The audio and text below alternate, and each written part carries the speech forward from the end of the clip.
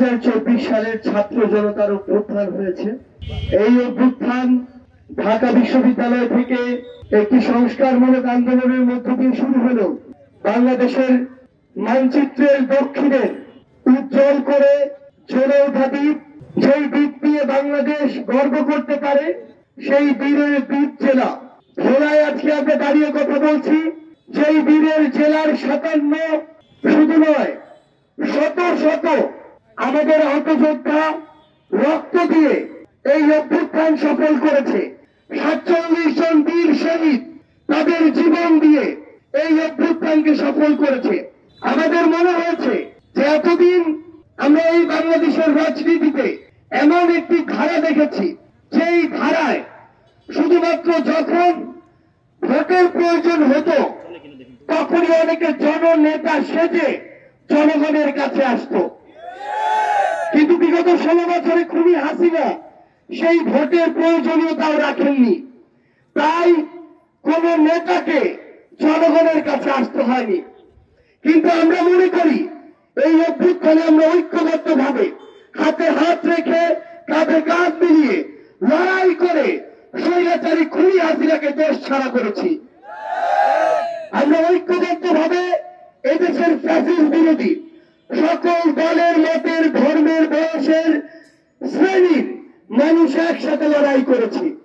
তাই এটা আমাদের দায়বদ্ধতা, এই দেশের প্রত্যেকটি প্রান্তে, হোক কোন দ্বীপ, হোক কোন একটি দেশের সর্বশেষের জেলা, সেখানে গিয়ে সেই জেলার সাধারণ মানুষের কথা শোনা এবং সে অনুযায়ী আগামীর বাংলাদেশের কাজগুলো করা আমাদের সবচেয়ে বড় দায়িত্ব। সেই জায়গা থেকে আজকে যখন আমরা চিন্তা করছি, যেই অভ্যুত্থানে যেই স্পিরিটকে সামনে রেখে আমরা রক্ত দিয়েছি, জীবন দিয়েছি, যেই শব্দগুলো এখন আমরা ধারণ করি বাংলাদেশকে নিয়ে, যেই শব্দগুলো দেখি, সেই শব্দগুলো একটি ঘোষণাপত্রে লিখিত আকারে থাকা প্রয়োজন। কিন্তু কোন কথাগুলো লিখিত আকারে এই ঘোষণাপত্রে থাকা প্রয়োজন, সেগুলো যেন কয়েকজনের কথা না হয়, সেগুলো যেন বাংলাদেশের প্রত্যেকটি জেলার, থানার প্রত্যেকটি শ্রেণীর মানুষের কথা হয়। সেই জায়গা থেকে আমরা এই দ্বীপ জেলা ভোলায় এসেছি। আমরা মনে করি ওই ঢাকা শহর থেকে দূরত্ব কখনো প্রায়োরিটি নির্ধারণ করতে পারে না। প্রায়োরিটি নির্ধারণ করবে কার কতটুকু ত্যাগ আছে। সেই ত্যাগে প্রথম সারির বাংলাদেশের একটি জেলা হচ্ছে বীরের জেলা এই ভোলা। আমরা আজকে ভোলায় রাজপথে হেঁটেছি। আমরা আমাদের যে ভাইরা অটো চালায়, সিএনজি চালায়, ফুটপাতে দোকানদারি করে, যে ভাইরা হোটেল চালায়, ব্যবসা বাণিজ্য করে, তাদের সাথে কথা বলেছি। আমরা তাদেরকে বলেছি তারা ঘোষণাপত্রে কি দেখতে চায়। তারা সবার আগে বলেছে তারা ওই খুনি হাসিনার ফাঁসি দেখতে চায়। আমাদের এই খেলার সহযোদ্ধারা বলেছে তারা তাদের জায়গা থেকে যেই কলুষিত সিস্টেম গুলো এই বাংলাদেশে তৈরি হয়েছে, খুনি হাসিনা যেভাবে প্রত্যেকটি জায়গায় গোপালগঞ্জের সিন্ডিকেট বসিয়েছে, তার ফ্যামিলি প্রত্যেকটি জায়গায় সিন্ডিকেট বসিয়েছে, সেগুলোকে শেষ করে সমতার একটি সিস্টেম চায়। এই ভোলার সহযোদ্ধারা আমাদেরকে বলেছে বাংলাদেশের যে জায়গাগুলোতে এখনো দালালি হয়, যে জায়গাগুলোতে এখনো চাঁদাবাজি হয়, হোক সেটা কেউ পোশাক পরে করুক, কেউ সাধারণ পোশাকে করুক, তাদের বিরুদ্ধে সবাইকে সক্রিয় হতে হবে। আমার এই ভোলার সহযোদ্ধারা আমাদেরকে বলেছে যারা আমার এই জসিম ভাই সহ আমার অসংখ্য ভাইকে রক্তাক্ত করেছে, তাদেরকে বিচারের আওতায় নিয়ে আসতে হবে। ওই সময়ের যে এসপি এবং তার সাথে যে অফিসার কনস্টেবলরা আমার ভাইদের উপরে নির্বিচারে গুলি চালিয়েছে, তাদের শাস্তি যেন শুধুমাত্র বদলি না হয়। আমার ভোলার সহযোদ্ধারা আমাদেরকে বলেছে এই বাংলাদেশে এতদিন ধরে এই যে অরাজকতা চলেছে, এই যে চাঁদাবাজি সিন্ডিকেট চলেছে, এগুলোর বিরুদ্ধে গিয়ে এই যে বিভিন্ন শ্রেণীর মানুষকে বিভিন্ন ভাবে সেবা দেওয়া হয়েছে, কাউকে স্যার বলেছে, কারোর সাথে কাজের মতো ব্যবহার করেছে। এই বৈষম্য বাংলাদেশ থেকে দূর করতে হবে।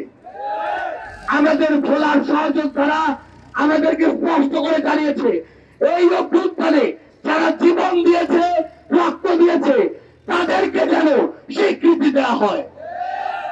এই অভ্যুত্থানের পূর্বে বিগত 16 বছর ফ্যাসিস্ট বিরোধী অনেক দল তাদের জায়গা থেকে খুনি হাসিনা এবং আওয়ামী লীগের বিরুদ্ধে সংগ্রাম করেছে, কিন্তু তারা তাদের জায়গা থেকে যতটুকু ঐক্যবদ্ধ হওয়া দরকার ছিল ততটুকু হতে পারেনি বলে খুনি হাসিনা এই বাংলাদেশে একটি স্বৈরতন্ত্র প্রতিষ্ঠা করেছিল। কিন্তু একটি ব্যানার বৈষম্য বিরোধী ছাত্র আন্দোলন, এই একটি ব্যানারকে সামনে রেখে পুরো বাংলাদেশের ছাত্র জনতা ঐক্যবদ্ধ ভাবে এই বাংলাদেশ থেকে খুনি শেখ হাসিনাকে বিতাড়িত করে তার স্বামীর দেশে পাঠিয়ে দিয়েছে। তাহলে যেই ব্যানারকে সামনে রেখে এত বড় একটি অভ্যুত্থান হলো, সেই ব্যানারের নাম স্পষ্ট করে ওই ঘোষণাপত্রে যেন থাকে, সেটা আমাদের এই ভোলার সহযোদ্ধারা আমাদেরকে দাবি জানিয়েছে। আমরা শুধু আমাদের জায়গা থেকে একটু কথা বলি, যে কোনো যৌক্তিক দাবিতে ভোলার সহযোদ্ধারা এই অভ্যুত্থানে যেমন পুরো বাংলাদেশের সাথে কাঁধে কাঁধ রেখে লড়াইয়ে ঝাঁপিয়ে পড়েছে, এই ভোলাবাসীর যে কোনো যৌক্তিক দাবিতে বৈষম্য বিরোধী ছাত্র আন্দোলন হোক, জাতীয় নাগরিক কমিটি হোক, আমরা সবাই ঐক্যবদ্ধ ভাবে এই ভোলাবাসীর প্রাণের দাবিগুলো ওই সরকার পর্যন্ত পৌঁছে দিব। যে ভোলায় গ্যাস উৎপাদন হয়, সেই ভোলার মানুষ কেন গ্যাস পাবে না? যে ভোলা থেকে আমার স্পিড বোটে হোক, লঞ্চে হোক, ফেরিতে হোক, একজন রোগী বরিশাল মেডিকেলে যেতে যেতে মারা যায়, সেই ভোলায় কেন মেডিকেল কলেজ হবে না? এই ভোলা থেকে যখন আমার একটা লম্বা সময় নিয়ে ওই একটি শহর বরিশালে যেতে হয়, তখন আমার যদি 40,000 কোটি টাকা খরচ করে পদ্মা সেতু হয়, 30 থেকে 35,000 কোটি টাকা খরচ করে পদ্মা সেতুর পাশে একই সাথে রেল সংযোগ হয়, ওই দুইটি কাজে যদি 70,000 কোটি টাকা খরচ করা হয়, তাহলে 5 থেকে 10,000 কোটি টাকা খরচ করে কেন ভোলা থেকে বরিশালে একটি সংযোগ সেতু হবে না? আমরা স্পষ্ট করে একাত্মতা ঘোষণা করছি আজকের এই মঞ্চ থেকে, এই সংযোগ যে সেতু, সেটি বরিশালে একটি মেডিকেল কলেজ বরিশাল থেকে ভোলায় নিয়ে আসতে হবে, এবং যেটি ভোলার মানুষকে নিরুদ্দেশ্য সহযোগিতা করবে। এবং এই যে ভোলার গ্যাস, সেটি যেন সিন্ডিকেট করে শুধু ব্যবসা করার জন্য ভোলা থেকে কেউ রক্ত চোষার মতো নিয়ে না যেতে পারে, সেই ব্যবস্থা করতে হবে। আমরা আপনাদেরকে এই মঞ্চ থেকে কথা দিয়ে যাচ্ছি, এই প্রত্যেকটি যৌক্তিক দাবি আপনারা আপনাদের জায়গা থেকে যৌক্তিক উপায়ে উপস্থাপন করবেন।